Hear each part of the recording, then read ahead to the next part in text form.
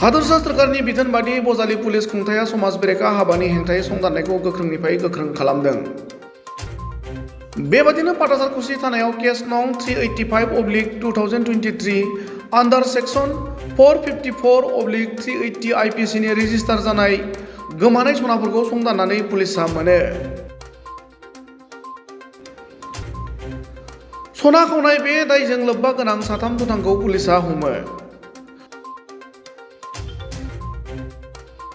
हमजानायफोरनि गेजेराव मा जुवेलारि गलानि बिगोमा बाक्सा जिल्लानि गबर्धना रंदिया गामिनि बशिष्ठ आलीखौबो हमो होनना पुलिसआ मिथिहोयो।